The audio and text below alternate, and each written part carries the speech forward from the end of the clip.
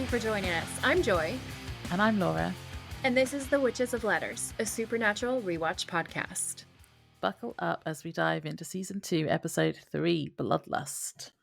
I'm so excited. I've been waiting for the Sterling K. Brown episode for so long, and it's finally here. It's finally here. Yeah. This is the one you said on the last vampire episode. You'd said that you thought it was this one, didn't you?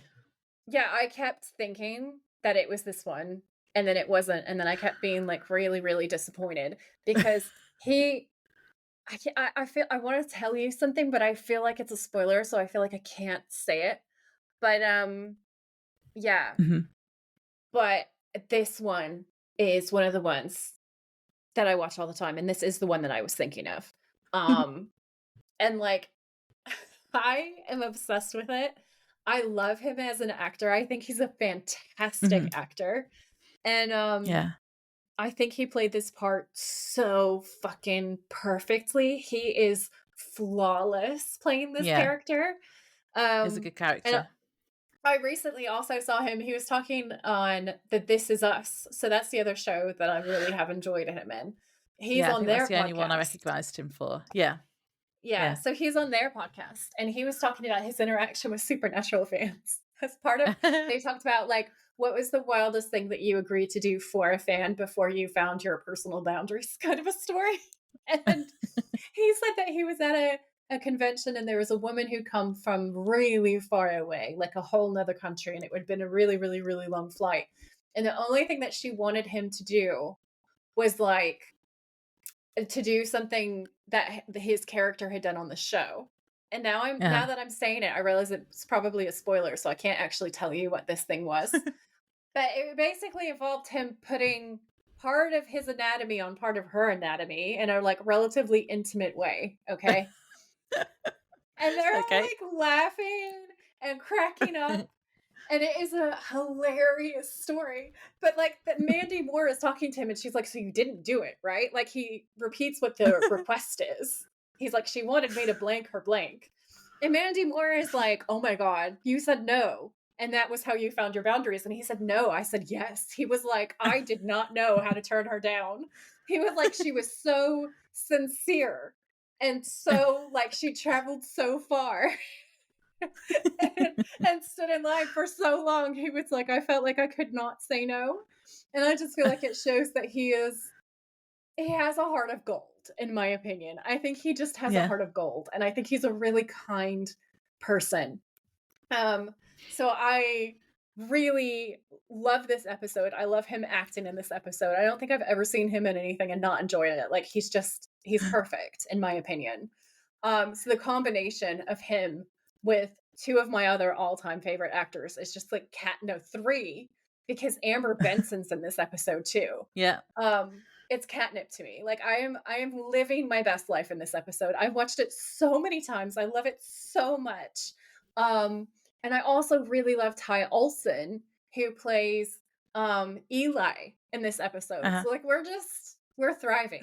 We're thriving. How about you? What was your general takeaway? I thought it was interesting how he saw a different kind of vampire, like the sort of nice vampires, if you like. And the whole kind of twist with it was the vampire hunter that ended up being the bad guy instead of the vampires.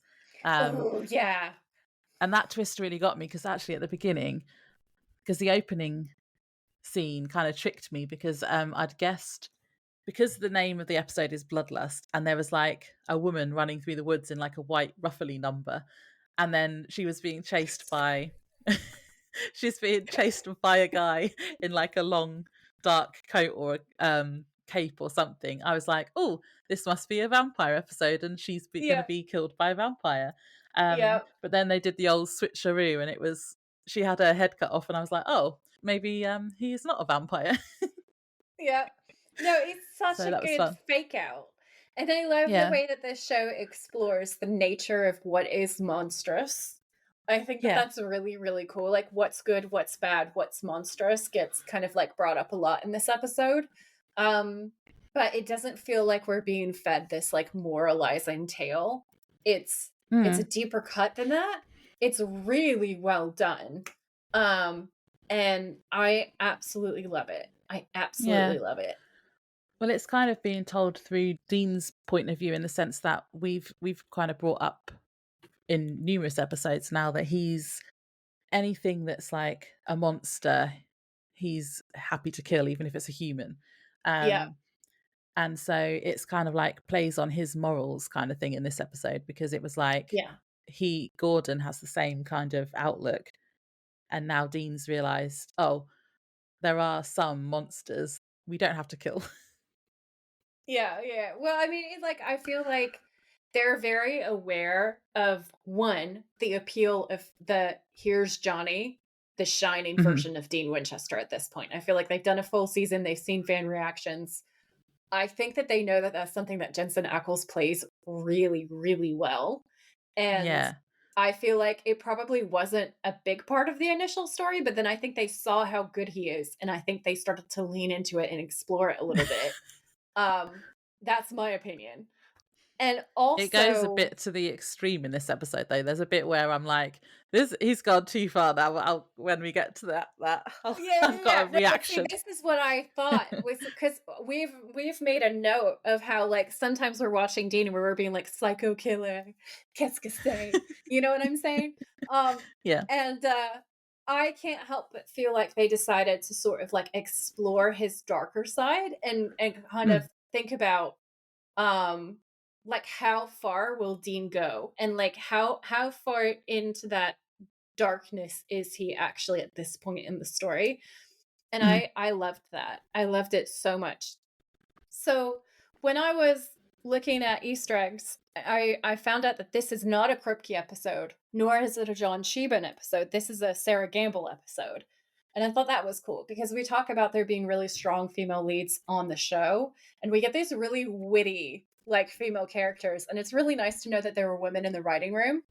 mm. Um, and this is a Sarah Gamble episode. So that was really, really cool because there is It's cool. strong banter.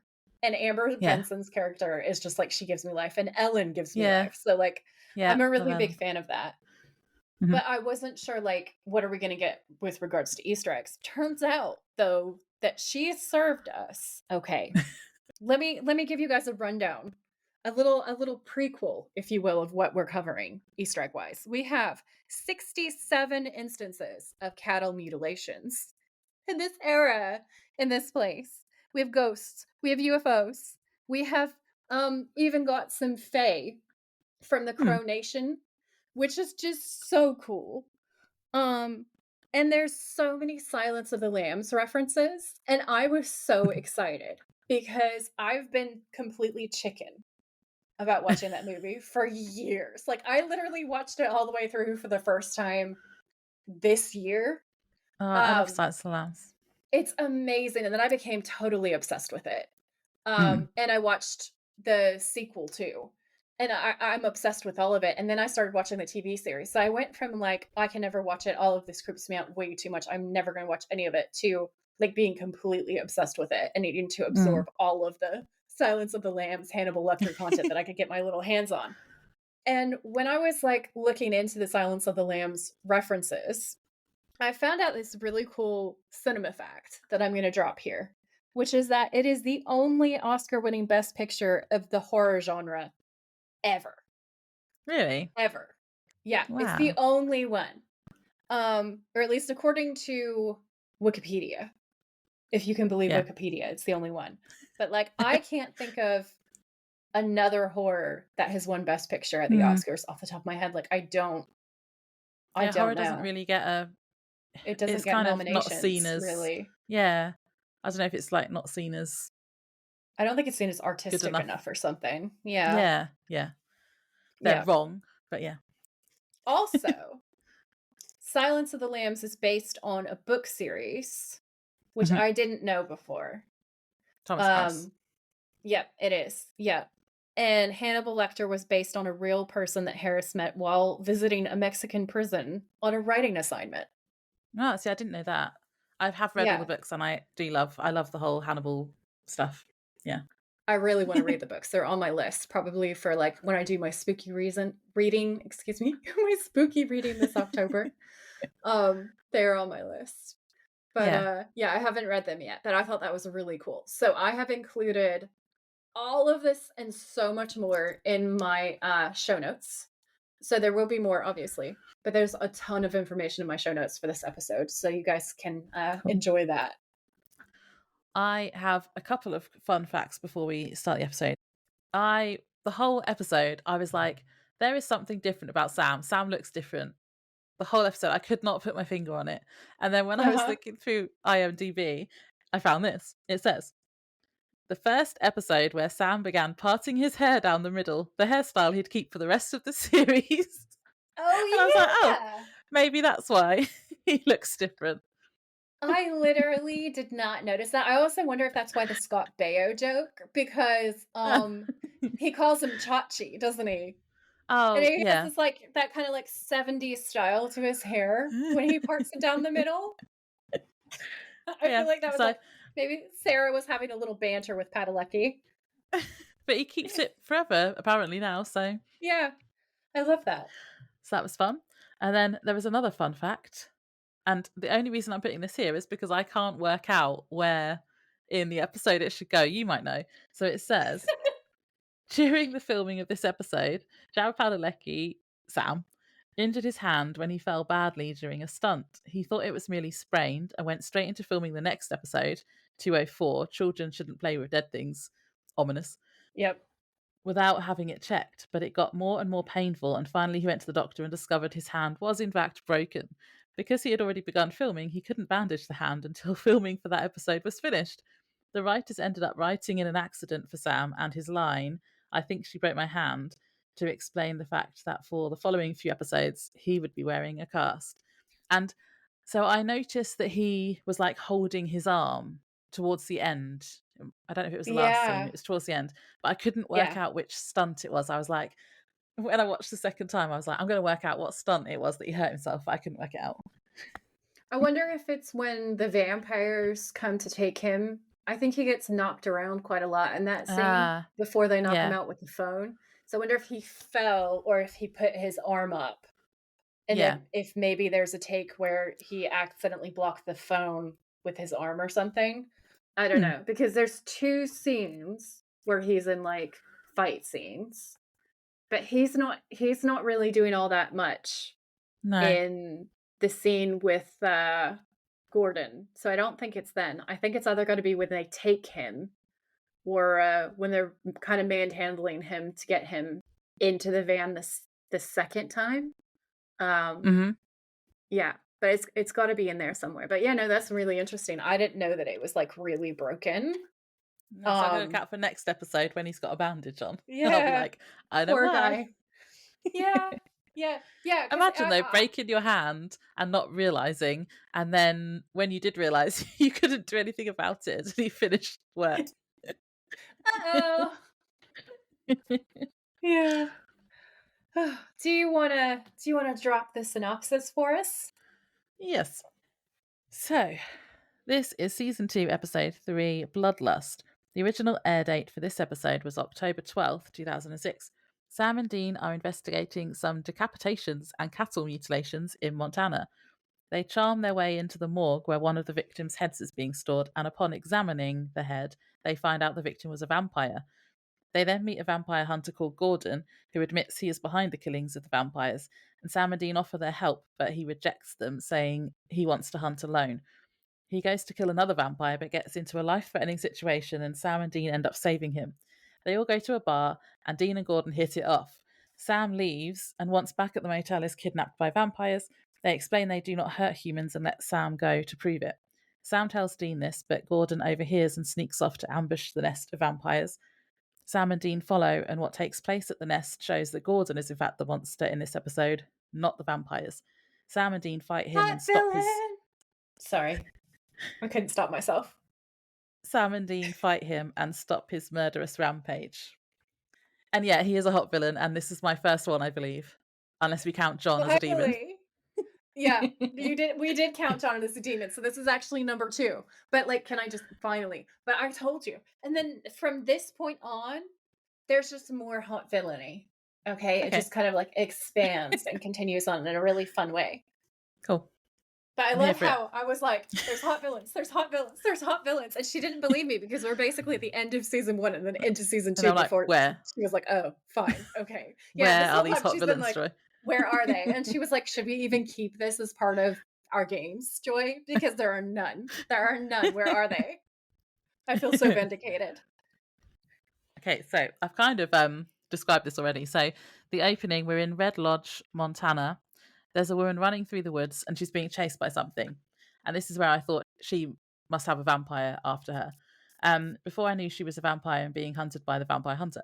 She hides behind a tree, and we knew that when she came back out, whatever was chasing her would be there. That was like a good jump scare. It was obvious, but it Mhm. was tension It building. still gets you. Yeah. Yeah, yeah. All the music and sound effects stop except an owl in the distance and I think some crickets, so it's super quiet. She looks out and is then decapitated by a man in a long coat with a super sharp sickle. I wrote down, it's Hookman. Yeah. It's like Hookman and Scarecrow all rolled into one. It really is, though. It really is, because like what he looks like he's wearing, because we don't see him at all in that scene. He just looks really scary, and he's in the shadows. And you see this like long looking coat, and Yeah. you can't make out the top of his head at all. So you have no idea what's going on there. And then there's just the sickle, and heads are gonna roll. It was so good. It was so scary because she's so terrified in that opening sequence, and you really, really feel for her, even though you know she's gonna die because it's the opening of a supernatural episode. Therefore, she's dead already. Like from the beginning. She's like a pretty sympathetic girl running through the forest. You look at that scene and you go, "Oh yeah, no, she's not gonna make it." Mm-mm. No, not in Supernatural. Yeah, it's gotta love that horror. But yeah, it was such a brutal scene. It was so scary. There were at least 2 jump scares in it, and I loved Mhm. it. It was great. It was genuinely, like, frightening, and it gets me every single time. Even though I've seen it so many times, it's still really solid. I love it so Yeah. much. Well, like, I feel like anyone being decapitated, that's pretty gnarly. And it was because it's so sharp, like the whatever you use, the sickle thing. It's Yeah. just like instant, isn't it? And then her head just like falls off. Yeah, and then you see the body fall to its knees as well. Mm. It's really realistically, terrifyingly done, and I loved it. It was great. 10 out of Yeah, 10 there's on the something horror. even more creepy about like a body without a head as well, like moving. Even though I know it's Yeah, just falling down because the body's dead, but it's yeah, just yeah, it's creepy. yeah. It's a lot. It's a lot. So then we shift scenes and we hear Back in Black Yay! blaring because I'm actually emotional. Baby is back, okay? And she is That was amazing. flawless, okay? Hmm. She's coming through this heat haze as AC/DC is playing, and she hits the hill, and then she comes into focus, into frame, and I write down, "Shut up, I'm crying," because it was so perfect. I was like, "She looks gorgeous." There's brand new, like, wildly polished chrome on the hubcaps, which look like they are extra fancy, okay? I'm not like I love cars, but I don't know all the terminology. And I feel like this is a specific specialized kind, but I don't know what it's called, but it's cool as fuck. Um and just as she's coming into like this perfect frame and we're getting all these glorious shots of the car, the song says I got 9 lives and I was like, "Ooh, I Mm-mm. see what you did." Because she Yeah, does have 9 lives. Okay, she does. And Dane is so happy he is because so happy. Yeah. the car is thriving, he's thriving, and I wrote down this is a thirst trap. This is thirst trap number 1 for this episode. Yeah. I wrote Dean is so happy. I literally wrote that. But I had a question, which was how long do you think was between episodes? Because he literally smashed it up at the end of the last episode. Do you reckon there was He a did. few weeks, maybe to a month, maybe? I think so, yeah. Lots of time. Like lots of time. And for those of you who Yeah. complained about like wound continuity, they actually had that in the last episode and he had like these stitch marks on his forehead and stuff and Sam was really banged up still. And in this episode they're completely healed. There's nothing. So I think we're supposed to read this as like at least a month. But I feel like that was a dig at me. For those of you who are I get really weirdly defensive about the whole like dragging them through the mud for the cuts. I don't know. I don't know. Anyway. um yeah, it was good. Oh, I also wrote in my notes, this is what I want our road trip to be like, by the way. Yeah. Yeah. When you have the exact right car, the exact right music, the perfect weather, you have the person that you want to hang out with. There is nothing better than that. There's nothing that makes me feel happier than ripping down a highway to absolutely flawless music, perfect weather, having a laugh with a friend. Like that is heaven. Yeah. Oh, also, is this the first time that Dean's actually called the car baby in this episode? Yes. Yeah. Yes. Yes. Because I know And you it's told me that, but I don't perfect. think he's ever said it before. Yeah, I don't know if that was a spoiler actually, technically speaking, but yeah, no.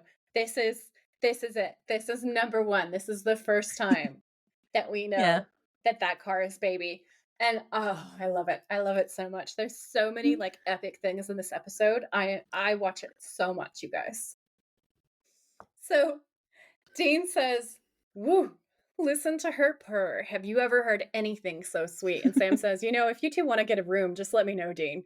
And Dean says, "Oh, don't listen to him, baby. He doesn't understand us." And I laughed so hard. That line always gets me. Um, and Sam just kind of laughs and goes, "You're in a good mood." And Dean's like, "Why shouldn't I be?" And Sam goes, "No reason." And Dean says, "I've got my car, I've got a case, things are looking up." And Sam says, "Wow, give you a couple of severed heads and pile of dead cows and you're Mr. Sunshine." And he just kind of laughs. And Dean says, "How far?" And Sam's like, "Oh, about another 300 miles." And he goes, "Good." And he's Mm. so blissed out. And then he just floors it. And it's It perfect. This is Dean is. at his happiest, in his element. All is right with the Yeah. world. So good. I'm glad he's happy because it's been a rough few episodes. Honestly, yeah, it has been terrible. It's been really emotionally draining. And I feel like we need this uplift. We need this bit of dopamine. Um, Mhm. it's such a good way to set up the episode. So the next scene, they're posing as journalists at the police station trying to get information. They find out there's been 2 bodies with severed heads found so far.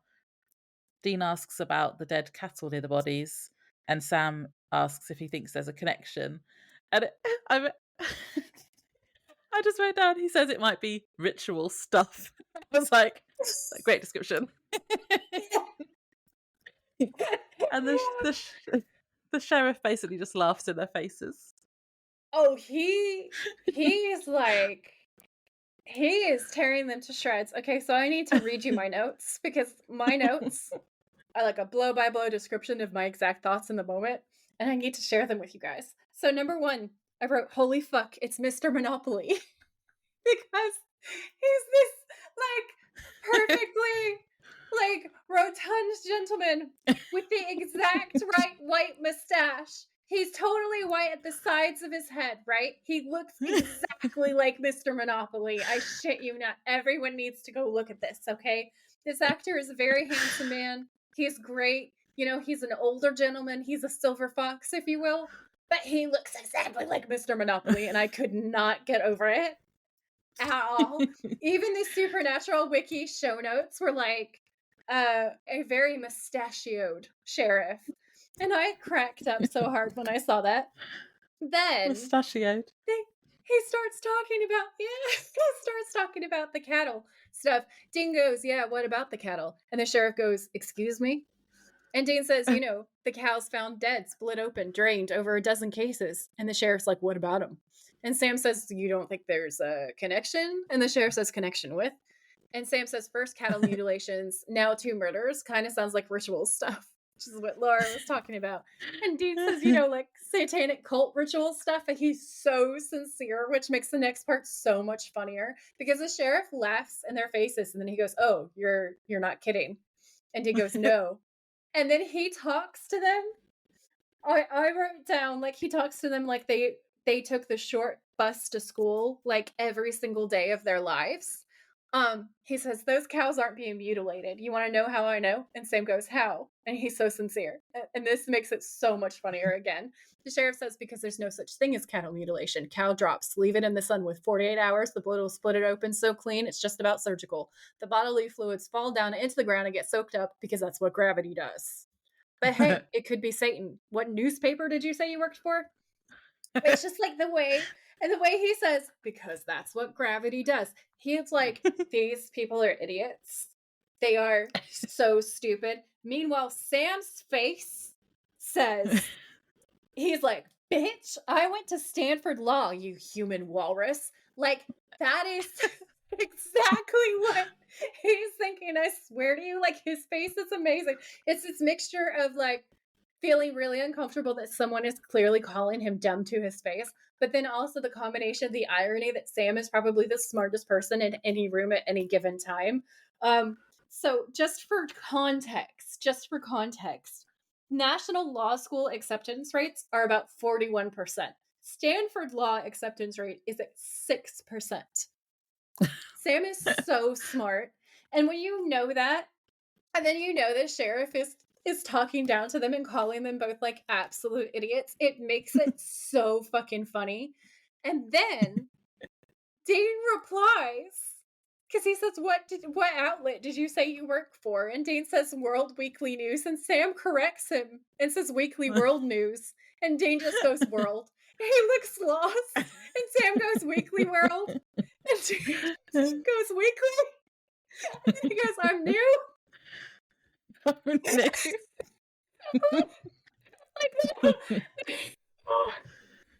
I don't even know what paper they work for, so it just makes it so much worse. And then the sheriff just says, "Get out of my office." That was funny. I can't breathe. So then they go from being journalists to pretending to be doctors, and that was hot. It was hot.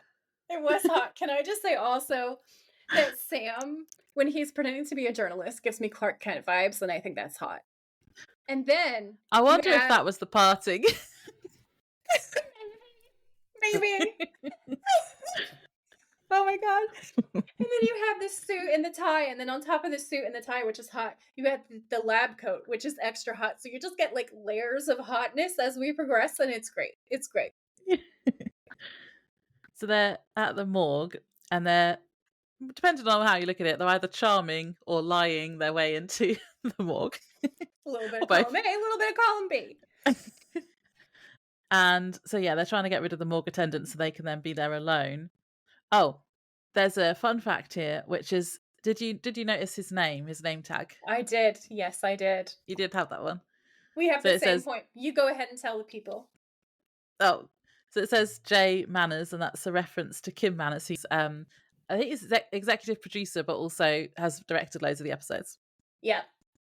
Yeah, I love that. I thought that was such a cute little reference. And then it gets really, really funny again, like immediately, because Dean has to pretend that he knows who this person is so that he can get him out of the room, doesn't he? And he's a really good con artist. So he sees the J and he takes a guess, right? Because, you know, he can charm his way. Like, look at him. So he goes, "John." And Jeff goes, "Jeff." And he goes, "Jeff, I know that. Dr. Dorkin needs to see you in his office right away." And Jeff's like, "But Dr. Dorkin's on vacation." And Dan says, "Well, he's back and he's pissed and he's screaming for you, man. So if I were you, I would." And the intern just runs for his life. And that was so funny because I love how we went straight from like them not knowing what newspaper they're at to Dean just like bluffing like he knows this guy's name, but he doesn't guess right. And he's like, "Oh, it's Jeff." And Dean just goes, "Jeff, I knew that." That made me laugh so hard. So they're wanting to look at the remains of the victims, so like the heads, to see if there are any marks or signs of satanic rituals. And then Sam's saying something about reverse pentagrams on the forehead. And I was like, okay. So Dean says, "Hey, those Satanists in Florida, they marked their victims, didn't they?" And Sam says, "Yeah, reverse pentacle on the forehead." And Dean says, "Yeah, so much effed up crap happens in Florida." And I wrote down, "Yes, as the daughter of an actual Florida man, I can confirm." Because my dad is fucking insane and got arrested, and he is actually a Florida man. So like, yes, that is, I can confirm that, I can fact check that that is true.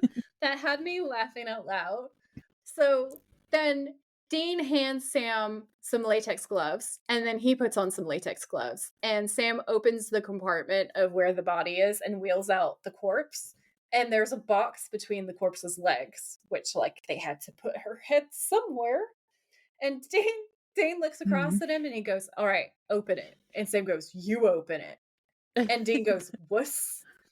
So then he carries the box over to the other table and he basically opens it, realizes that it's facing the wrong way, and kind of does this like bartender flip so that it sort of dramatically slides around so that it's facing the right way.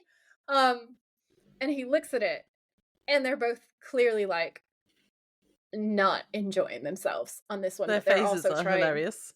Their faces are amazing because they're both trying to not be actively grossed out so that the other brother is like taking the Yeah. piss. And it's great. And Dean says, "Well, no pentagram." And Sam goes, "Wow, her girl." And Dean says, "Maybe we should look in her mouth and see if those wackos stuffed anything down her throat. You know, like the moth in Silence of the Lambs."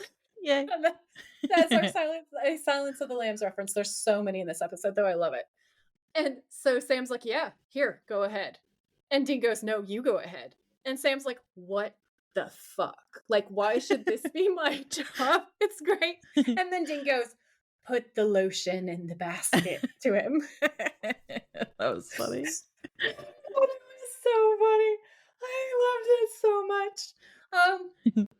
And then Sam goes, "Right, yeah, I'm the wuss, huh? Whatever."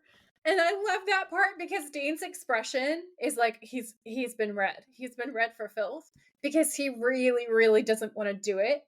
And so Sam No. has to do it. And then that just reminds me of like watching Ghost Adventures when Zach Bagans is like, "Aaron, go in there alone and do this thing that I don't want to do." Yeah, he never does anything, but is like very demanding of everyone else. So that is so funny. And then Sam goes, he starts poking around in the head's mouth, and the special effects on this head are fucking legitimate. It looks so good. It's so scary. It looks so real. It's Yeah, it does. awesome. And Sam goes, "Dean, get me a bucket." And Dean's like, "Did you find something?" And he goes, "No, I'm gonna puke." And you see him like trying to hold it in. And it's so funny. And then Dean says, "Wait, lift the lip up again." And Sam's like, "What? You want me to throw up? Is that it?" And he like really thinks that he's having him on. And Dean goes, No, I think I saw something." So then he finally mans up, okay, and he pulls the lip up and he goes, "What is that? A hole?" And then he presses on the gum, and then a fang pops out.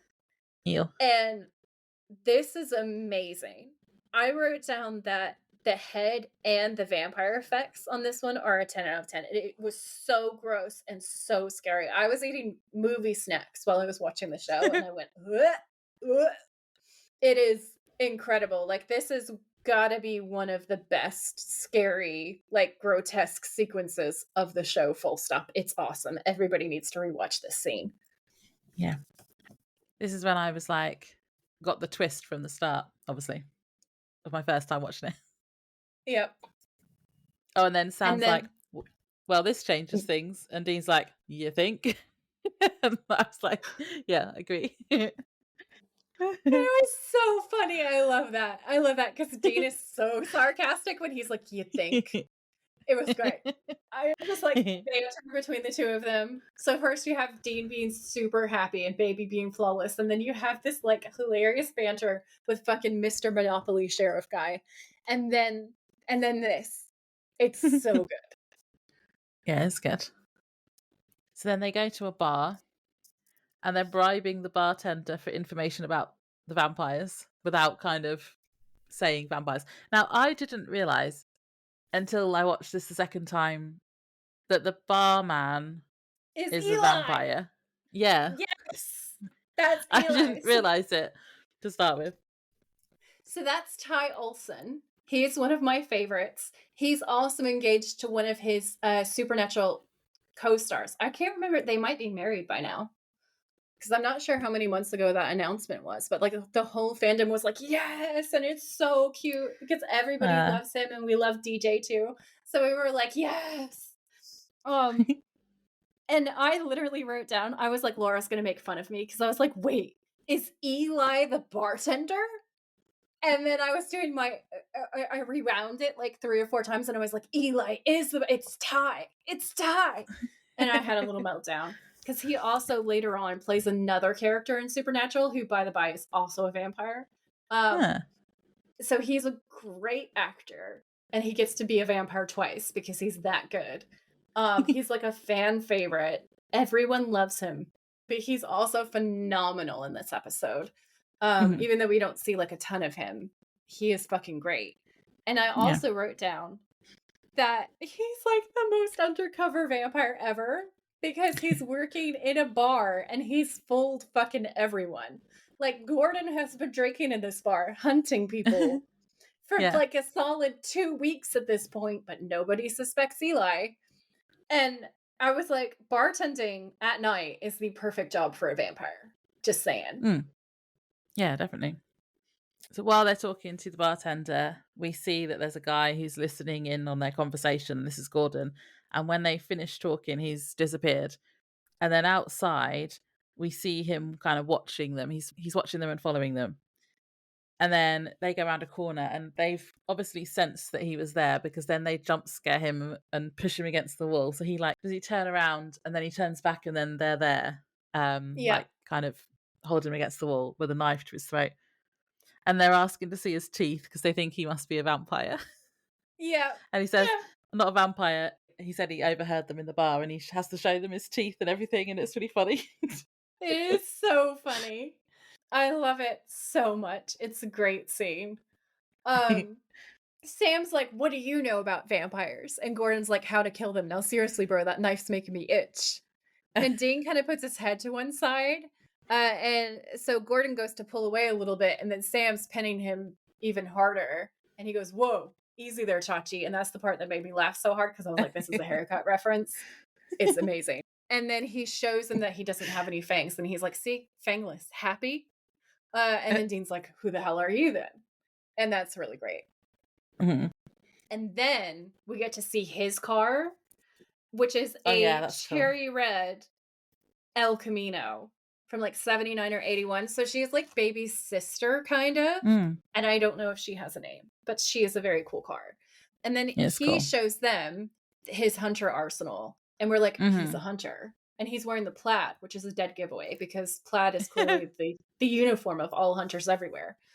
So he pulls the sliding panel out and it's in the left side of the door and it's so cool. But then if you notice when you look at the arsenal of weapons, the scythe is in there that he used to kill the girl at the beginning. And it's bloody. And I was like, so Mm, this is a little foreshadowing that he's kind of unhinged. And I thought mm. that was fun. Because And he's then not I put, cleaning off his weapons. yeah. Because he's just like, he left it bloody. And I felt like Mm. that was a good euphemism for like the fact that he is really violent and just not all there. So then he knows who they are, and he says, "Sam and Dean Winchester. I can't believe it. You know, I met your old man once. Hell of a guy, great hunter. I heard he passed. I'm sorry. It's big shoes, but from what I hear, you guys fill him great. Great trackers, good in a tight spot." And I wrote down another clue that he's unhinged is that he got along really well with John Winchester. Because everybody else is like, I want to shoot that man, or I want to slap that man. He's so frustrating. But no. Our friend, who is definitely a psychopath, or at least really needs lots of therapy, Mhm. is like, John Winchester is great. He's the greatest guy ever. He's awesome. He's my hero. And you go, oh. I hadn't noticed that. That's funny. I'm not sure how I feel about him calling vampires fangs. I mean, I suppose it's fine, but that's like his nickname for them. Yeah, so I kind of thought the way that this episode proceeds is kind of like X-Men. You know how X-Men use a lot of different things as like metaphors for other things, like Mm, different kinds of discrimination. And it feels kind of discriminatory and dehumanizing, which I think is the mm, point. But I kind of thought that at first, and then I thought, well, if you're a hunter and you're out in like a normal people bar, you can't say vampire. Like you can't throw the word vampire around all the time. So I felt no. like Fang as like a euphemism was like code, but I also think it has the added benefit of making it look like he's really dehumanizing them and like putting them off in this separate category, Yeah. looking at them as like less than. And that works really well for the episode. I think maybe that's what it was about why I was like, I'm not sure how I feel about it, but that makes sense. So this is where Sam and Dean are asking about like if he wants any help, and he's basically Mhm. like, no, leave me alone. And he suggests that they go and look for a chupacabra two states over, and I thought it was just funny because I like a good cryptid. Fun fact, I put a chupacabra reference in the show notes Ah. with a picture of a mystery animal that is arguably a chupacabra for fun. Well, there's a part that I found on IMDb which says when Sam and Dean first meet Gordon, he tells them there's a chupacabra, and then it says in brackets a blood-sucking monster from Mexican folklore. Two states Mhm. over, either making a joke or confirming that chupacabras exist in this show's universe. And I wrote, I hope it exists in this universe. Are there any cryptid episodes? I can't remember if I've asked this before because I know we've talked about the Loch Ness monster at some point. Um, Yeah. but yeah, are there cryptid episodes? Because I love cryptids. I'm gonna be really honest and say I really don't remember. I No, feel like there are. I feel like there are, but I cannot remember. There's so many seasons and so many episodes. But we'll find out as we go on. Um, cool. it also made me laugh because in that interview that I have up on our Instagram page, Jensen's talking about scariest things and scariest episodes, and then he makes a joke about a chupacabra. Because he talks about how like people are really scary when he's referring to the benders being the scariest episode, and he's like, as opposed to, Yeah. a chupacabra. And then he laughs. And that lives rent free in my head at all times. So then when he's like, Gordon's like, I hear there's a chupacabra 2 states over, and he's looking specifically at Dean when he says it. That made me laugh even harder because of that. And then he also says, I'll catch you on the flip side, which is like from the Boondock Saints, which is a hilariously violent film, in Ah, which two brothers go about hunting and killing evildoers, but then they get really violent and then they have to ask if they've crossed a line. So, like, I was just like, ooh, Sarah Gamble, I appreciate you. I didn't get that reference. I just thought, is he like stuck in the 90s? But then I meant to look up whether it was a 90s saying or an 80s saying, and then I forgot. Uh-huh. It's actually before that because it's what DJs used to have to do with vinyl records. They had to Ah, flip it and they'd be like, "Oh, I'll catch you on the flip side," became like a side B kind of a reference. oh, I It was like see. a 70s reference. But Oh, yeah, it got popularized a lot in the 90s and everybody was saying it yeah. all through the I 90s. feel like I So, said it a lot. Yeah. yeah, me too. Me too. So we cut to a scene and there's a security guard somewhere. I couldn't work out if he was on like a dock or on an actual boat. Yeah. Was it? I It was one of those, he's wasn't on it? a dock. He's on a dock. Okay. And then he hears a noise and he goes outside, and the camera angle is as if someone's watching him from a hiding place. Oh, and then we get a crow jump scare, and then Gordon is there behind him swinging like a machete or something at him. When we see Conrad, like my favorite thing about this is I put down this is the Vampire Night Watch. He is literally a vampire who is a nighttime security guard. So far we have the most perfect vampire jobs. Like the world building is amazing because you have night security guard and you have bartender. Like it is Yeah. fucking flawless because it's like, what if he just wants to have a little drink? What is he drinking? Red wine. I can't help myself. But yeah, so I thought this was amazing. This was ingenious that he's a night security guard. So then Yeah. he we don't know that he's a vampire yet. But it just gets funnier and funnier because as he's walking to investigate and there's the creepy camera angles of like something's watching him, something's going to attack him. He's clearly really wary because he picks something up on his way to investigate. And then as he walks outside onto the dock, this pigeon crow thing because like it flapped like a pigeon, but the sound was a crow. And we don't really see it. So I was like, it's some kind of pigeon crow hybrid. He has this huge jump scare. And then he rolls his eyes at himself because he just got jump scared by a bird, which was amazing. And then really shortly after that, we realize he's a vampire because he gets jumped because Gordon attacks him with a machete and then his fangs pop out. And you go, sir, you are a vampire security guard that just got jump scared by a bird. That's the best thing I've ever heard in my life. It was amazing.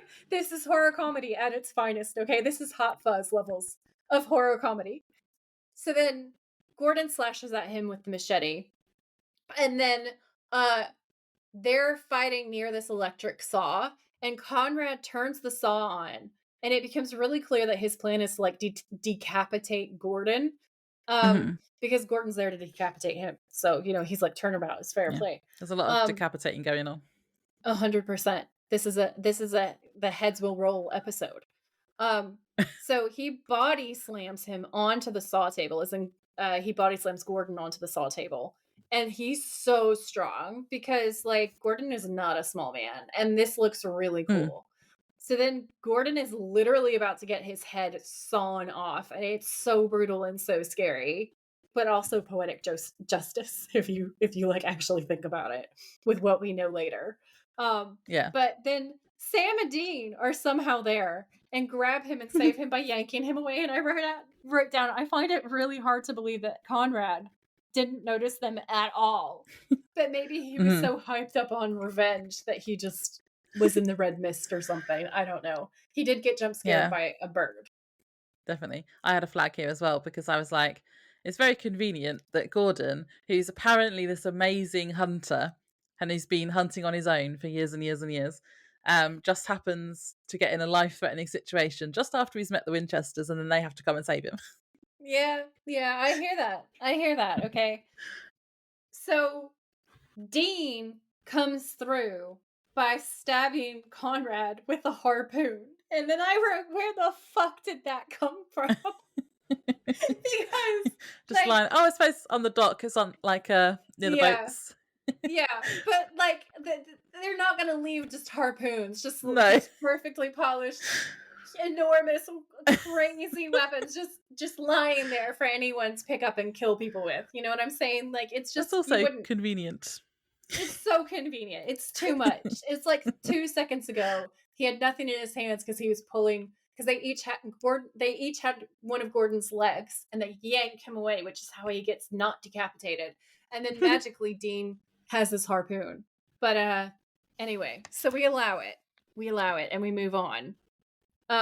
Dean gets super brutal. So he stabbed him with this fucking giant harpoon, and then he punches him twice to keep him knocked down, I guess. And then he just decapitates him with the saw. And it's really bloody, and there's this really American Psycho kind of shot of just Dean's face covered in blood, and then Sam in the background looking really, like, disgusted. Horrified is the right word. Meanwhile, Gordon's smiling and just, like, living his best life. He's happy to be alive, and also just having a great time. And he goes, I guess I gotta buy you that drink. And then he laughs. And, there's another close-up of Dean just absolutely covered in blood. And Dean looks at Sam and looks uncomfortable, like this is something that he doesn't want Sam to see, and he's wondering if he went too far. Like there's this moment with that close-up where he looks kind of disturbed by what he just did. And then that sets up the whole, like, Sam versus Dean versus Gordon with a little bit of John thrown in, I feel like, dynamic, where it's like who they are as people versus who John was as a person and who Gordon is as a person. So yeah, there's so much blood splatter in this bit, and I wrote down that he is like Dexter, like Joy, like you've said before. And this bit, Sam looks horrified, and I was. This is where I'm like, I know we keep making jokes about him being hot when he's like killing people or being like a bit of a psycho, but this is a bit too much for me. It was very concerning. Yeah. Yeah, it's such a brutal way to kill. I feel Mm, like it take because like, usually when they kill a monster, they're shooting the monster. Usually. It's, like, usually a one and done situation, even with, like, the Wendigo back in, like, episode 2 or 3 too, or yeah. something. They shoot it with a flare gun, and that's how it gets got, Mm, you know? We haven't really seen them do, like, a brutal takedown. It's like they burn an object or they shoot the bad thing with a specific bullet, and then mm, it's gone. So this is definitely the most brutal killing that we've seen on the show. yeah. And Gordon's just standing in the background, like his birthdays have all come at once. I wrote in my notes, um, Gordon, quite frankly, looks aroused, which is also concerning.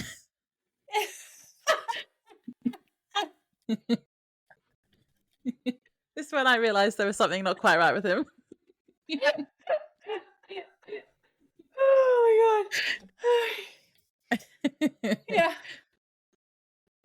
So then we cut to the bar and Gordon is buying all the drinks. And Dean and Gordon are best buddies. They're having the time of their lives. And Sam is sitting back and his arms are kind of crossed because he's clearly really uncomfortable. Like Like third wheeling. he's third wheeling and he's not a fan. Um, and Gordon's complimenting Dean on how he killed the vampire. And Dean's like, "Oh, thanks." And Gordon's like, "That was beautiful, absolutely beautiful." Meanwhile, Sam's not looking great in the corner. He looks kind of not okay. And he says, "You're all right, Sammy?" And Sam says, "I'm fine." And Gordon says, "Well, lighten up a little, Sammy." And Sam turns around and gives him this look, and he says, "He's the only one who gets to call me that."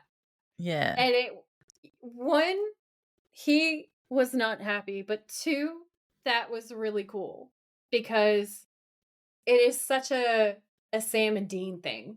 Mm, Number one, but number two, he's like, "You don't get to call me that."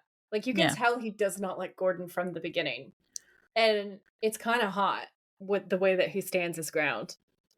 And Gordon's like clearly starting to drive a wedge between the two of them as well, between Sam and Dean. Yeah. Yeah, yeah. When you rewatch it, the more that you rewatch it, the more that you kind of see that. There's a little bit of gaslighting that happens too later on in the episode, Oh, there is where so he's many like, red "This flags is with all Gordon. fine." He's just one big red flag. A red flag and red plaid. Yeah. So, but meanwhile, Dean is like, saying to Sam that he could learn a thing or two from Gordon. And Sam's like, "Yeah, I bet I could. I don't want to bring you guys down. I'm just going to go back to the motel." And Dean's like, "Are you sure?" And he's like, "Yeah." And then Mhm. Dean says, "Sammy, remind me to beat that buzzkill out of you later, all right?" And I think it was supposed to be banter, but it comes across as more serious. Yeah. And like Gordon's issues are or the ways in which Dean's issues and Gordon's issues line up are, it's like already rubbing off on Dean. And I just Mm, put, "Shut up, Dean. yeah. Don't you talk to him that way." This was very like, I don't know, like high school to me. It was like they're making him out to be the loser and they're the cool kids. I was like, yeah, Yeah. shut up, Dean. "Shut up, Dean." And then Gordon's like, "Is it something I said?" "Yes, bitch." Yes, it is. But Dean just goes, "Nah, he just gets that way sometimes. Tell you what, match you quarters for the next round." Like, Dean is thriving. He is Mm, having the best time. Um, so Sam's going back to the motel alone. And he's dropping his keys on the hook. And then we cut back to the bar and we find out Dean's origin story. Um, and I really liked this part. mhm, So Dean says, "So I pick up this crossbow and I hit that ugly sucker with a silver tipped arrow right in his heart. Sammy's waiting in the car, and me and my dad take the thing into the woods, burn it to a crisp. I'm sitting there looking into the fire and I'm thinking to myself, I'm 16 years old. Most kids my age are worried about pimples, prom dates. I'm seeing things that they'll never see, never even know, never even dream of. So right then I just sort of," and then he kind of pauses and Gordon says, "Embrace the life." And Dean says, "Yeah." And Gordon says, "Yeah." And I was like, Buffy Winchester. Because that whole one, I love that speech and it's perfect and it's great and it's amazing, but it also really is serving that he is Buffy Winchester. And it's great. But they're kind of trauma bonding, Mm, basically. And it's interesting to see how they just get each other. They have this like silent rapport as this episode gets going. And Gordon says, the first time I saw a vampire, I was barely 18. I was home alone with my sister. I heard a window break in her room. I grabbed my dad's gun, run in, try to get it off her. Too late. So I shoot the damn thing, which of course is about as useful as snapping it with a rubber band. It rushes me, picks me up, flings me across the room, knocks me out cold. When I wake up, the vampire's gone. My sister's gone. And so he says, and then, because there's obviously more to the story. And then Gordon says, then I try explaining that one to your family. So I left home and then bummed around looking for information, how you track him, how you kill him.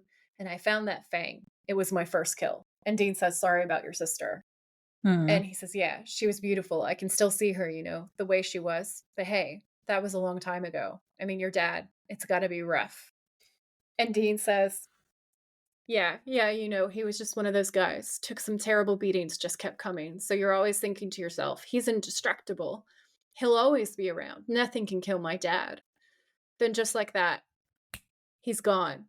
I can't talk about this to Sammy. I got to keep my game face on. And he's getting really emotional and like choked up. His eyes are kind of like not welling, but coming close to that. You can see the tears are something there in the back. And he says, but the truth is I'm not handling it very well. Feels like I have this. And Gordon jumps in and he says, this hole inside you, and it just gets bigger and bigger and darker and darker. Good. You can use it. Keeps you hungry. Trust me. There's plenty out there that needs killing, and this will help you do it, Dean. It's not a crime to need your job. mm-mm. And that tells us a lot. I just wait. This doesn't sound very healthy. It's a toxic friendship, Dean. Run away. There's so many red flags. I write down, holy shit, Gordon is Faith and Dean is Buffy.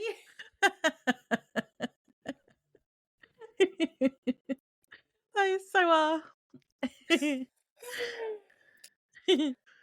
I had made a little prediction here at this point because when he mentioned his sister, I was like, I bet she is a vampire now and she's going to come back. Like she's going to be when they find the nest of vampires and then they're going to have to decide what to do with her.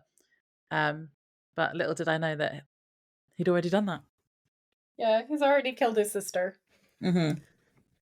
So Sam's gone. When he goes back to the motel the first time, we get like a little shot of him putting keys on a cactus key holder thing, and that's Mm-hmm. I only mention it because later we get the same shot when Gordon's stolen their keys, so that's why they show it, I think. Oh, and I had a Mm-hmm. fun fact about the hotel or the Yeah. motel. So it's called the Adobe Court Motel, and it's the same location used in season 1, episode 17, Hell House, and would later be used in place of the Plains Motel in season 12, episode 8. And that was on IMDb. But I was trying to work out, so it must have been the motel in Hell House. I think that's what they mean, isn't it? Yeah. So Sam's at the motel and he's calling Ellen. This, Who's like, you know wearing how, plaid. yeah, hunter uniform. You Yep. know how I watch with the captions on? So Yeah. we see a shot of her bar and it's called Harwell's Roadhouse. And Yeah. then when she answers the phone, and she answers the phone, Harwell's Roadhouse. But the caption said Hard Rails Roadhouse. And I thought that was funny. And I had to go back and listen to Somebody it. fucked up. I had to go back. And in fairness, it's not very clear if whoever was writing the like the transcript for the captions, it doesn't sound like she's saying Harwell's, but obviously it's on they obviously weren't watching it because it says Yeah. on the thing. And so Sam's asking her if she's heard of Gordon, and she says yes. And she says she's a good hunter, but warns him that they should not work with him. And Sam's like, I thought you said he was a good hunter. And Ellen said, yeah, and Hannibal Lecter's a good psychiatrist. I loved Yep. that I love quote. that line. Yep. And she says he's dangerous and they should get away from him. And I like that she's looking out for them. Yeah, it's great. She's already kind of like a mom to them. It's like It's the really hunters, cool. they're building up this world and they're going to have more of a support system now. Yeah. It's really cool. So then we cut back to the bar, and Gordon's saying, "You know why I love this life?" And Dean's going, "Huh?" And Gordon says, "It's all black and white. There's no maybe. You find the bad thing, kill it. See, most people spend their lives in shades of gray. Is this right? Is that wrong? Not us." Hmm. And that I tells can't you a lot. I just say they're talking so loudly about like killing things and In a bar, in in this a bar. crowded bar. And I was like, the bartender is literally there cleaning the bar. Little did I know that he's a vampire, but at this point I hadn't worked that Yeah, out. I was yeah. like, they're not being very discreet. No. um, Yeah, so Dean says, "I'm not sure that Sammy would agree with you." And so Sam is Jiminy Cricket a lot in Supernatural. And this is kind of like a good a good kind of moment for that. Because Sam this whole episode is a really good barometer of what's right and what's wrong. yeah. Meanwhile, Dean is kind of a little off to the left occasionally because he needs therapy. You know, Yeah. he's been through a lot. Um, Yes. and so Gordon says it doesn't seem like your brother's much like us. And again, this whole Good. time, like Laura's pointed out, Gordon is trying to convince Dean that they're on the same page and that Sam is like an outsider, Sam's different, etc., etc. He's basically grooming him at this point because he's like compliments the manipulation. Um, I was just like, run away, Dean, run away.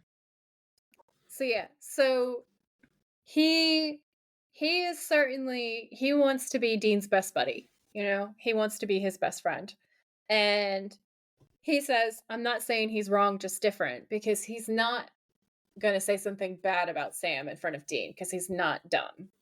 But there's definitely a little bit of wedge driving, I feel like. So he says, Mhm. "You and me, we were born to do this. It's in our blood." And in this conversation, you can see that Dean feels really understood. Like he feels like there's things that he doesn't have to say out loud, and Gordon gets them. And there's also things that he says to Gordon that he feels like he can't say to Sam at this point. So there's a Mhm. really interesting shift in the dynamic. And it's one of the things that creates such good tension and horror in this episode because we know that Sam and Dean belong together and should be on the same page, like Laura said in a couple of episodes ago, I think. She was talking about the most stressful episodes are when Sam and Dean are not together or like there's something that's driving them apart. And so in Oh this yeah. episode, Gordon is the wedge that's driving them apart. And it's Mm. interesting because we've also seen episodes before where like Sam is the one who feels really understood and he feels like he's relating to somebody. Like we've had that. But I think this is the first time that we've had an episode where Dean feels understood and we start digging into that a little bit. So it's a great one. Yeah, he's feeling understood by a psychopath. Well, I mean that tells us Dean will warm his hands by a corpse Mhm. fire. Mhm. No questions asked. You know what I'm You've saying? you have called him a psychopath before or a Oh sociopath, yeah, one of them. 100%. He's missing some some key components at moments, you know, where it feels like he should Yeah. be feeling a certain way. Well, in However, fairness, he grew up he grew up as a small child killing things, so yeah, I was being gonna say trained to. he was raised in a certain way, you know, Yeah. and he is who he is, and we love him for it because he makes it heroic. But what's really cool is seeing that line in this episode because we Yeah. have to separate out Dean from Gordon, and it's so cool. So meanwhile, Sam is getting a soda from a vending machine straight out of Fallout. Like it even has the thumbs up Walter Goggins pre-Ghoul guy on it. On the like I didn't see that. the artwork, and I was like, oh my god, what's this is great. So then something's lurking behind the trees and the cars, and it's following Sam around. And Sam kind of clocks that this is happening, and he acts really Mm. casual while he's getting himself between the Impala and his room. He looks really scared, but also quite adorable. Can I just say? Mhm. And I put down that he's probably having flashbacks to the Benders because he's been snatched from parking lots before, you know. Yeah. Um, and then there's like this extreme close up of him as he goes to get in the door of number 4. Then he gets inside and puts his back to the door and he kind of sighs like, oh, I was just being silly. I was just being paranoid. And he laughs. And then boom, the vamps jump him. Wearing also very redneck, very bender kind of attire, which is hilarious. And I was like, Sam is going to be forever motel parking lot traumatized from now on. And then he gets knocked out with a phone. And I put, how many concussions is this now? I wrote that it was one of those old rotary phones, and I remember how heavy they were. So that must have hurt. Oh my God. Yeah. Oh, those things would leave you with some serious injuries, you guys. Yeah. If you have siblings, you know what I mean. Whew. So he's hit with this phone, and then there's a blackout, literally. So we see a vehicle crossing over a creepy bridge at nighttime. And it really sets the tone. And then when things kind of refocus, we see Sam hooded and tied up. And I wrote, boom, it's the vampire bartender, aka Eli. And he's there right in Sam's face with his fangs out, and he's advancing on Sam, and it looks like Sam's about to get sucked dry. And I wrote, haha, phrasing. So then we cut to Tara. See, it is a Buffy episode. So yeah. So Amber Benson, and she is playing this gorgeous, dark-haired, very femme fatale, but make it backwoods vampire queen character in the noughties. Okay, Yeah. and her name is Lenore, and I couldn't get over that because everything's so backwoods, and then her name is Lenore, and I was just like, that's perfect. I love it so much. And then I looked up Lenore, which turns out to be a Hebrew name that means dwelling or home. And then in the European translation, it's compassion, pity, and sympathy, which is exactly who her character is. So I was like, once again, they're coming through. They're coming through. Yeah. So Eli is going to eat Sam, and Lenore's like, wait, stop. So Eli pulls back, and we see that she's the queen here. And she says, my name is Lenore. I'm not going to hurt you. We just need to talk. And Sam's kind of like, this does not seem like how things are going to happen. He's very skeptical. And Lenore keeps trying to reassure him. And Sam's like, oh, you're giving me your word? Great, thanks. Listen, lady, no offense, but you're not the first vampire I've met. And she explains that they're not like the others, and they don't drink people. They drink animal blood, and they haven't drunk people for a really long time. And Sam says, what is this, some kind of joke? And Lenore leans over and says, notice you're still alive, in this tone. And I was like, oh, the sass. And I laughed. It was great. And so then Sam says, correct me if I'm wrong here, but shouldn't you be starving to death? And she says, we found other ways, cattle blood. And Sam says, you're telling me you're responsible for all the... And we know he's going to say cattle mutilations, basically. And she says it's not ideal. In fact, it's disgusting, but it allows us to get by. And this is the perfect place for me to tell you about the cattle mutilations that actually happened in Red Lodge. So I'm going to dive into the Easter egg now. So the title of this article is The Creepy Small Town in Montana with Insane Paranormal Activity. And it was written by Jessica Wick. So it goes, when we say that Red Lodge is a creepy place, we're not talking about the way it looks. In fact, the downtown area is quite charming, and the surrounding area is downright visually stunning. Red Lodge's creepy factor comes from all the reported UFO sightings and strange paranormal activity all over the years. If you grew up anywhere near Red Lodge, you probably heard stories of UFO sightings in the area. The Red Lodge area seemed to be a hot spot for UFO activity and mysterious occurrences like cow mutilations. The most notorious UFO sighting happened in 1977, and the main witness was a 12-year-old girl. But if you never see a UFO in the sky, there's still a chance that you'll see a ghost while there. It's not just aliens who seem to like Red Lodge. Most of the paranormal activity within Red Lodge city limits seems to happen at the Pollard Hotel. This hotel has a long and colorful list of past visitors. In 1897, guests for the Pollard Hotel witnessed the Sundance Kid rob the bank across the street. These days, guests seem to have the most experiences in room 309 to 312, many claiming that they feel odd, dizzy, lightheaded, and confused. Some guests have seen a woman in a yellow dress wandering down the halls. There's also a lot going on in the little cowboy bar in Fromberg, which is about 20 miles away. The former owner, who is deceased, seems to enjoy hanging out there dressed in cowboy attire. Objects have been known to disappear here, and glasses sometimes break by themselves. But the creepiest story of all is the little people of the Pryor Mountains. The Crow Nation believe that these mountains are sacred. They claim that this is the home of the little people, ferocious characters who protect the tribe and have been known to tear the hearts out of their enemies' horses. Red Lodge is a peaceful place now, but records show that there was a lot of violence here at the turn of the 20th century. In 1896, Red Lodge had 20 saloons, and as the library records show, riotous and violent living was characteristic of the town. This could explain some of the activity that seemed to be so common here. And the extraterrestrial and paranormal activity here is one of Montana's greatest unsolved mysteries. And then I'm going to quote a new article, which is from Distinctly Montana, that says from September of 1975 to May of 1976, 5 counties in north central Montana were rocked with bizarre accounts that included reports of cattle mutilations.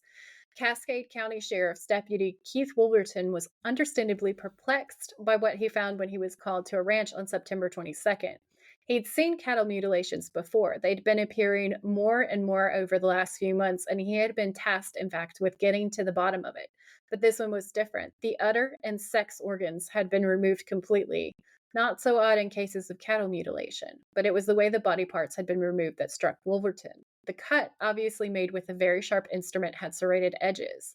Wolverton consulted a Mm. veterinary pathologist in Colorado who observed that the sample and confirmed that the marks to the skin edge resembled neither tooth marks of a predator nor those of wire laceration. So they basically eliminated the normal things and were like, this Yeah. can only be something weird and gross.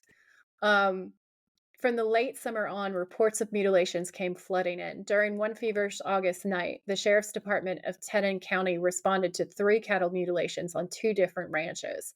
Many offered perplexing details that couldn't easily be explained by predation, such as the sex organs of a cow having been removed from an incision similar to one a veterinarian might make to perform a C-section.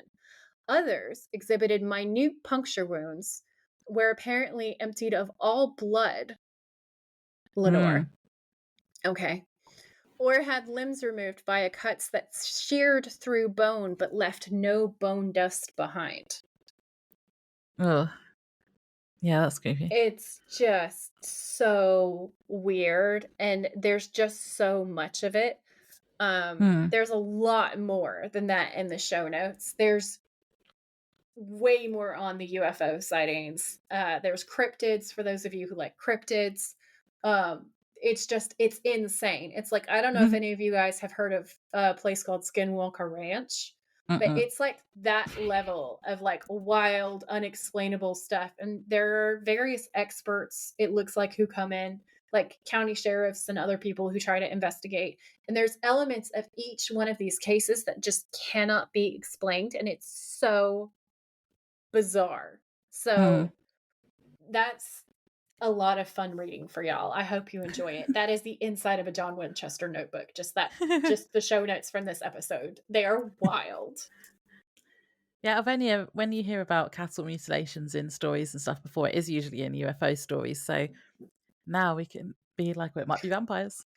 I really think that if you read the rest of that article, you're going to understand exactly where that came from. Because what's Mm. super weird is there's another wave of like UFO sightings in the US. So, we have Roswell, and there's this wave of UFO sightings, and it becomes a hot topic. It happened Mhm. again in the 70s, and this article covers all of it. And you were talking about the link from that. So, there's all these inexplicable cattle mutilations that have all these different impossible and weird things. Like one of them had an eye removed, but instead of pulling it out through the socket, it looked like it had been pulled through a hole in the cow's skull, which was apparently Mm. made with some kind of laser. Yeah, I was going to say I've heard of things where it looks like a laser has been used, so it's not just like animals ripping them up or anything. Right. Yeah. So it's so interesting. And it seems really well documented from this one. And a lot of these accounts were written by an actual sheriff. So, like, he talks about the criminal pathologist that he goes to try to assess what exactly is going on, and it just seems to get weirder and weirder. So, Hmm. this looks like where the connection between cattle mutilation and UFOs stemmed from, because all of that happened in this place in Montana. Cool. So, um, Lenore is talking to Sam, and we learn that they're living off of cattle, right? And they're not killing people. And Sam's like, "Why?" And she says, "Survival. If there's Mm. no deaths and there's no missing locals, then the hunters won't come looking for them." She says, "People like you are coming to kill people like us, basically." Mhm. She just wants to blend in and survive. She said that they're basically extinct now, and there are very few vampires left in the world. Um, Did you catch the bit where she says, "Once you have the scent, meaning hunters, you'll keep tracking us"? And I thought that was really interesting because John says exactly the same thing about yep. vampires in the Once other a vampire vampire has your episode. scent, it's for life. Yeah, yeah, yeah. Yeah. I got that. I thought that was really interesting. So, Eli goes off at this point, and he says, "Why are we explaining ourselves to these people? Like, they're never going to care about us," kind of a thing. And Lenore's trying to get him to like chill out. And he's like, "We're choking on cow's blood so that none of them are suffering. They murdered Conrad tonight and they celebrated." And Lenore's like, "Eli, that's enough." And then this part made me laugh so hard because then Sam chimes in and says, "Yeah, Eli, that's enough." That was funny as I well. laughed so hard. Ugh. So then she explains to Sam that they're leaving town tonight, and Sam's asking why she brought him there. What was the point? And she's like, "Well, I'd really rather not, but, I know what you guys are like." And then that's the part about the hunters that Laura's talking about, where Uh, she says, "Once you catch our scent, you never let us go, then you're not gonna let us live." So Sam's like, "Oh, so you're asking us not to follow you." And she's like, "We mhm. have a right to live. We're not hurting anyone." And he says, "So you keep saying, but give me one good reason why I should believe you." She says, "Fine." And then she gets right up into his face and she's full femme fatale. And it's so hot. This is a thirst trap, I tell you. So she goes, "You know what I'm going to do? I'm going to let you go." And he is shocked. Okay. And she says, "Take him back, not a mark on him." And then they put the hood back on him and they drive him back. Yeah. So Gordon and Dean are at the motel looking at a map and trying to work out where the vampire nest might be. And I was like, have they not realised that Sam's missing? But then Dean then does. And Gordon Yeah. says he probably just went for a walk. Sam then walks in and asks to speak to Dean alone, so they go outside. And then Sam tells him what's happened, basically, that he was at the nest. And Dean's like, "How did you get out? How many did you kill?" I was like, "Okay, Dean, chill." And then and Sam says they just let him go. And Dean asks him where the nest is, and Sam says he doesn't know because he was blindfolded. But he knows that they went over the bridge outside of town. He says he doesn't think they should go after them and explains how they're not like other vampires. And Dean just wants to kill anything that's not human again. Yeah. And Gordon is eavesdropping, so he's hearing what they're saying. And Dean says they have to kill them. If it's supernatural, we kill it. That's our job. And I was like, is it though? Yeah, and Sam comes in with something that I think is really important and really cool. Because, like, there's that moment in season 1 where they have that conversation and Dean says hunting things that are doing evil and killing them, that's the Hmm. job, like protecting people. Yeah. Um, Hunting things, saving people, the family business. And then Sam says, "No, Dean, that is not our job. Our job is hunting evil, and if these things aren't killing people, then they're not evil." Hmm. And that is like the core of everything. Yeah. And then Dean's basically like, well, my mate Gordon says we should kill them. And then Sam's like, well, my mate Ellen says Gordon is bad news. Yeah, that's basically what it is. And then they have such a huge fight, okay? Yeah. Don't like it. Because Sam sees how things are going with Dean and Gordon and how Dean is being influenced. And Sam accuses him. He basically says, Gordon's a substitute for dad and a poor one. He's not even Hmm. close, not on his best day. And he says, "Dad's dead and it left a hole and it hurts so bad you can't take it. But you just can't fill that hole with whoever you would want to. And I went, ooh, betrayal, shots Mm. fired. And he says it's an insult to his memory. And I went, oh, fuck. And Dean smiles and he says, okay. And then he turns around and he decks him. Like he Yeah. hits Sam so hard. And it's like, I both think that this is too much, but also I get it. Like I felt so conflicted in that moment. I wrote, Dean is going down a bad path.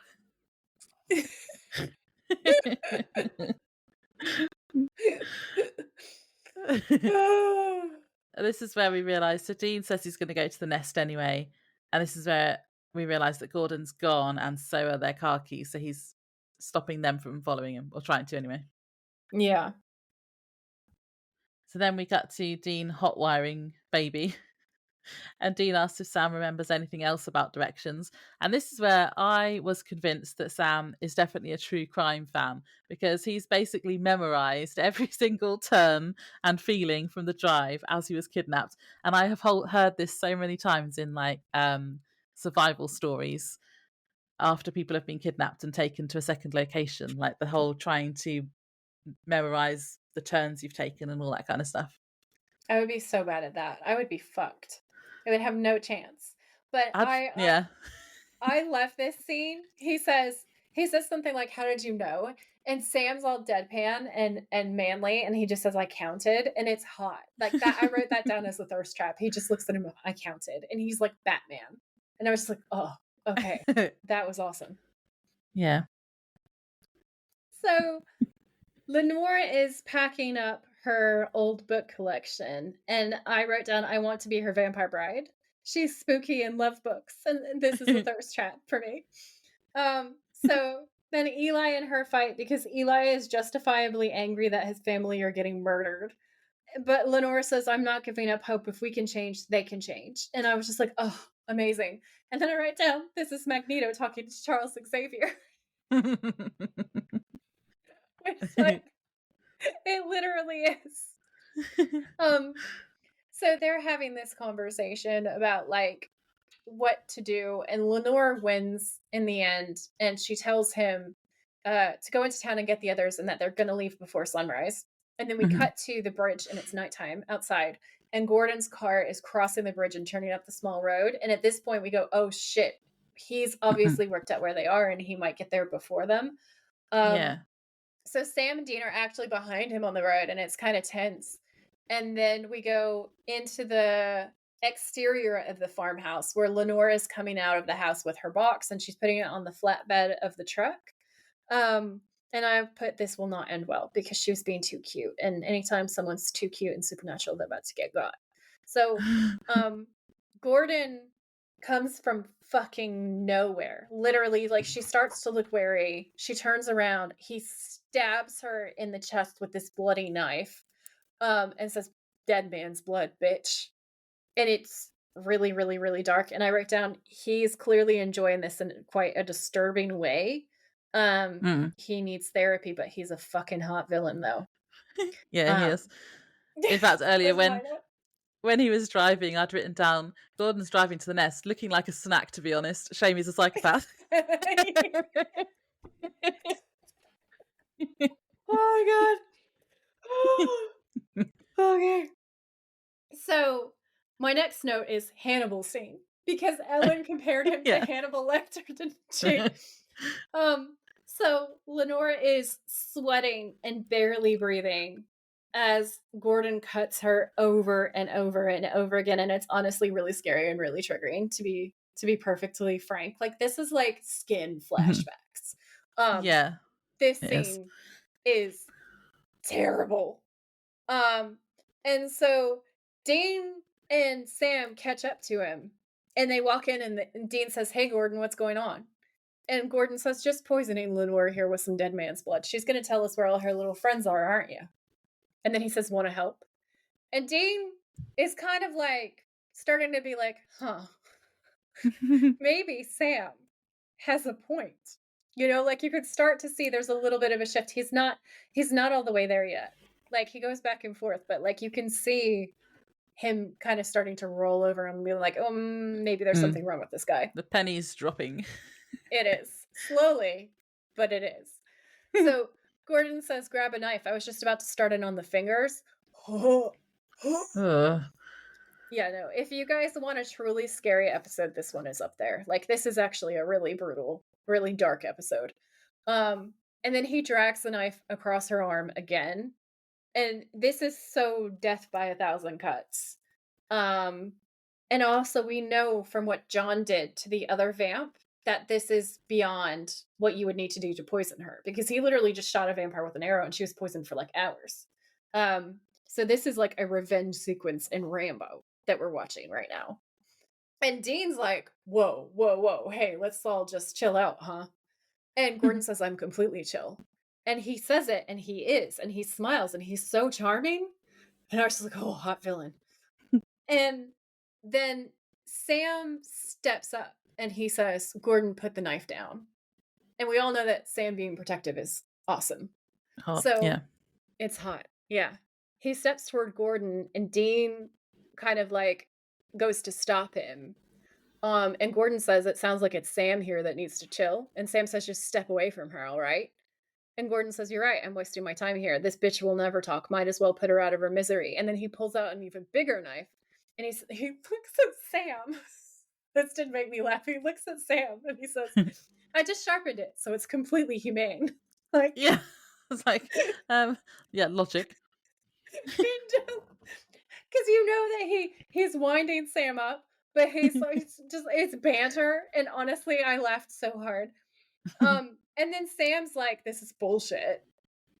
So he steps up to save Lenore and like body block him. And he says, Gordon, I'm letting her go. And then Gordon points the knife at Sam's chest. And he says, you're not doing a damn thing. And then this is when Dean starts to switch sides. Like, do you guys know that meme that was all over everywhere where it goes, the Call of Duty voice switching sides? This is what happens with Dean. Dean goes, hey, Gordon, let's talk about this. And you can see the penny has all the way dropped now because he just put a knife to Sam. Like, no one is coming back from that. That's dumb. So then Gordon is talking to them and Dean's talking about how the vampire that killed his sister deserved to die, but this one. And then Gordon cuts in and he reveals that he killed his sister. And then he goes that he hunted her down and killed her himself. And Dean is just like, what the fuck? And Gordon's like, it wasn't my sister anymore. It wasn't human. I didn't blink, and neither would you. And you can see that Dean's taken aback. Yeah. And Sam's like, so you knew all along. And he puts together that he knew this entire time that the vampires were just drinking cattle and they weren't hurting anyone, but he was still going after them. And Gordon's like, why should I care? It's a nest of vampires acting nice, taking a little time out from sucking innocent people, and we're supposed to buy that? Trust me, it doesn't change what they are, and I can prove it. And he grabs Sam and slices the knife across his arm, and then he's dragging him over Lenore's face, who's tied up and obviously really fucked up underneath him, and Dean shouts, let him go now. And he like roars the now. Obviously, that's a thirst trap, okay? Yeah. Obviously. And I also wrote down his psycho is better than yours. Because I was like, Dean going full psycho is more psycho than any other psycho. Like, he will out psycho you. And then Gordon says, relax. If I wanted to kill him, he'd already be on the floor. I'm just making a little point. And I was like, bitch, you did not just tell Dean Winchester to chill out while you were attacking his brother. That's so dumb. So then Lenore goes monster. And she fangs out and she looks super scary. And Dean goes, hey. And then Gordon's like, you still think that she's different? You still want to save her? Look at her. They're all the same. They're evil and bloodthirsty. And then she regains control. So even though there's literally blood dripping on her face and she's dying at this point because he's been poisoning her, she pulls herself back and says no. And she's so weak, but she just starts saying no over and over and over again. And it's so brutal and so sad. And Sam says, do you hear her, Gordon? And she's like actively fighting against it. Yeah. And it's amazing. And Gordon actually looked shook for a moment. So I feel like there's a moment where you can see the human side of him, and this is what makes him such an amazing villain, in my opinion, is he is a good guy, but he is a good guy that's been through a terribly traumatic situation, never got Mhm. help, doesn't have family, doesn't have any friends. There's no one to balance him out. So he is Dean's worst case scenario. Like if Dean did not have Sam and kept having all these different things, you're potentially looking at the outcome of what Dean could be like. And you know Mhm. that in that moment where he kind of goes, oh, and he hesitates for a second. Um, and then Sam pushes the knife away from his throat and pushes Gordon away. And Sam says, we're done here. And Dean says, Sam, get her out of here. And Sam says, yeah. And then he picks Lenore up and fully like carries her like she's a precious baby out. And oh my God, that's so That's hot. sexy. That's so hot. Then meanwhile, Gordon makes to step to him with the fucking knife as well. And Dean is like, bitch. So he has a gun and he goes, and like it was so good. Can I just I don't know why I know that's what he said, but I just said that in the exact tone of Dennis Nedry in Jurassic Park. Anyway, Dean goes, and he's warning him off. And he says, I think you and I have got some things to talk about. And that's that tone where I wrote down, AKA, he hurts Sam and Dean is gonna go medieval on his ass. Mhm. So they have a gun versus knife standoff where Gordon's like, get out of my way. And Dean's like, no, fuck off. And Gordon's like, you're not serious. And Dean's like, yeah, I am, though. I actually am. So he stabs his knife into the table. Then Dean takes his gun and like disarms it, and he goes to put the clip in his pocket. And while he's literally looking down, putting the stuff in his pocket, Gordon comes through and like punches him. Hmm. And they're fighting, and he's like, what are you doing? Like, how could you betray me for a vampire? We're on the same side. And he says, I don't think so, you sadistic bastard. And then Gordon throws Dean across the room. And he says, you're not like your brother. You're a killer like me. And Dean kicks him down, like he drop kicks him, and then throws him against the wall, elbows him in the face. And then he he actually gets him into a headlock and then walks him into a wall and goes, "Oh, sorry." And that that part was awesome. It made me laugh. And then he ties him up in a chair. And he says, I might be like you and I might not, but you're the one tied up right now. And is just like hella smug about it. So it's sunrise and Gordon's still tied up. And we hear the Impala pull up outside and Sam takes in the scene. He walks in, he takes in the scene and he's like, did I miss anything? And Dean goes, nothing much. And he asks if Lenore got out okay. And Sam's really pointedly looking at Gordon while he says, yeah, all of them did. And Gordon's giving everyone murder stares. And so he says, I guess our work here is done. How you doing, Gordy? You need to tinkle yet? And I died. And he says, all right, we'll get comfy. We'll call someone in 2 or 3 days, have him come out, check on you. I'm tired. And then he slams the knife into the table. And Sam's like, right, are you ready to go? And Dean says, not yet. And then he walks up to Gordon and he says, I guess this is goodbye.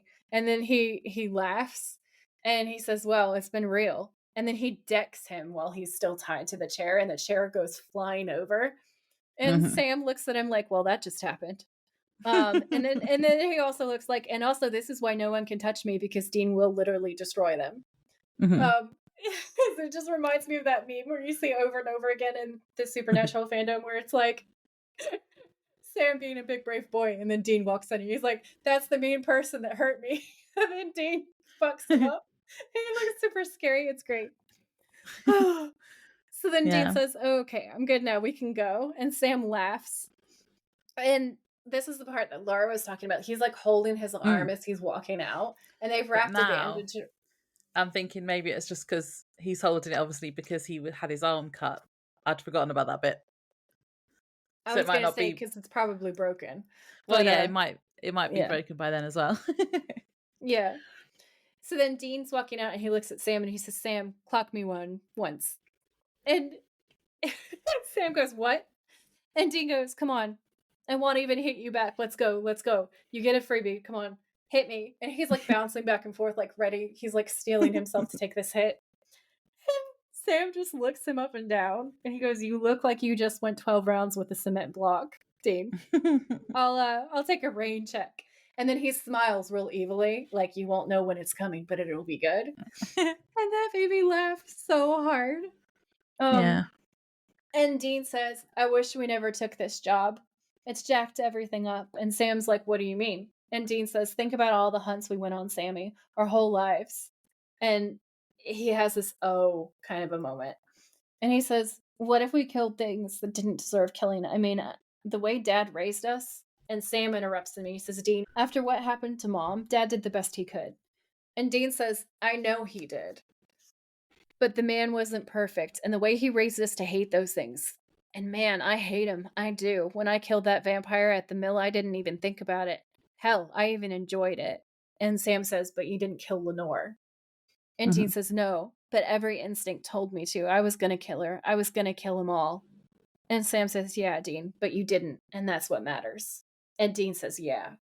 And then he says, "Good that you're a pain in my ass." And Sam laughs. And this is the closest thing that Dean gets to saying, like, that Sam is his anchor. Sam grounds him in what's good and real. And it's just so beautiful, but it's banter. And I don't know, somehow it makes it better. And Sam says, "I guess I might have to stick around and be a pain in the ass then." And Dean says, "Thanks." But it's so cute and so moving. And you could Yeah. tell that he means it from the bottom of his heart. And Sam says, "Don't mention it." And Dean turns and looks directly at us through the camera. And there's a truly magical light flare on the lens. And it feels like we're staring straight into each other's souls. And this is one of the most beautiful scenes on TV. Fight me for it. Because that's a hill that I'll die on. So then we cut to the Impala tearing down the road, and then it fades to black, and that's the end of the episode. It was sad that Dean was so happy at the start of the episode. He was so like, "Yeah, I've got a car and I'm going out hunting." And then at the end, he's like, "We should never have done this hunt." I kind of feel like the moment in the sun brings it back full circle to me. Because I feel like, yeah, he has some stuff going on, but I feel like he is comfortable and happy at the end because he realizes that things are different with him and he's with Sam. And that Sam's going to keep him good. And then they're back in the Impala again. And I think for me, the end feeling is that he's going to come back to being happy and to enjoying the job with Sam. It's a really nice moment. I really, really like it. But I understand what you're saying. I do. For end of episode games, I'm just going to start out by telling you that I rated the hotel a 10 out of 10. I thought that it was really, really cute and I would totally stay there. They have like the little cactus key stands. The decor is really dark and really pretty in a cool and moody way. And it wasn't, you probably thought it was boring, but I loved it. No, I thought it was nice. I just bet it's pretty nice, but standard, and there's nothing wrong with that. You know, it's no themes. She loves the theme, y'all. She loves the theme. We know that this was a hot villain. Oh my days, Sterling K. Brown. Okay. Whew, enough. Oh my god, he's so handsome. He's so handsome, it's ridiculous. And he has Definitely the most hot villain. beautiful voice. Such a hot villain. Yep. What was your thirst trap of the episode? Probably Sam carrying Lenore out. Yeah, that was awesome. I have let him go. Because that's good too. Dean saving Sam. Peak. It's peak Dean. And it was so cool. And his expression, it was hot. I hope that ends up in the thirst trap compilation on the Instagram page because it was everything. Quote of the episode for me was when he smashes Gordon's head into the wall and then goes, "Oh, I'm sorry." Mine was when Ellen says, "Yeah, and Hannibal Lecter's a good psychiatrist." Oh my god, I love that line so much. That was amazing. Oh, that was great. What was your episode scare rating? I give it a 8.5, I think. Yeah, Because it was yeah, more psychological and moral terror than it was mm, like jump scares and stuff like that. Like it wasn't that kind of horror. It was more like psychological horror. yeah, Um, but it was really solid and terrifying. And the parts like the part with the vampire's decapitated head and the fang looking so real, like that was terrible. And then there's the part where Gordon is just slicing into Lenore and mhm, she's so tormented and she's barely breathing, and that's horrible. So it actually makes it for me a really scary episode. How about you? mm. Well, I think I'd forgotten some of the scarier, like gorier parts because I've written 6.5 because Dean's homicidal rage is scary and so is Gordon's, but the episode as a whole wasn't too scary. But I think I'd just forgotten some of that. Hmm. Well, you But you did admit that you were very tired when you were yeah, watching this episode. So I think that's probably part of it. So you guys, as we are leaving you, end of episode stuff, should know that we're actually putting together some scary stories for Halloween. Now it's September now, oh and yeah, we're going to be coming up to October time soon. So we're going to be taking scary story submissions, your or cryptid things, like just anything that would get you on an episode of Supernatural. If you've had weird and unexplained stuff happen, yeah. please write in. We're going to post some details. Obviously, you can always write to the email address that's linked to our page here. And you can also write to us on Instagram. But yeah, keep your eyes peeled for that and start compiling your scary stories, please. And with that, I say thank you very much. And we'll catch you in the next one. Bye.